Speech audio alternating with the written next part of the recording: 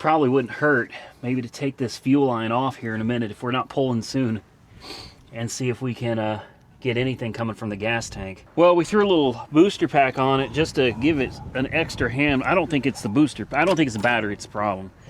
I really don't. Ugh. All right, here we go again.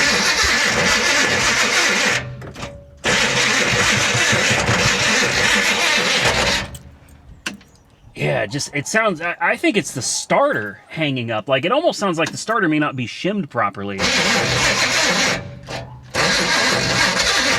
Come on.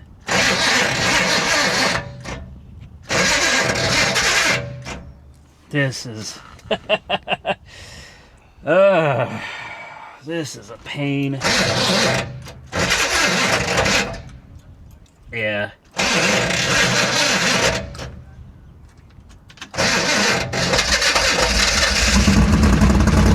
There it is. There it is. Yeah, they came right from the back and started smoking a little bit.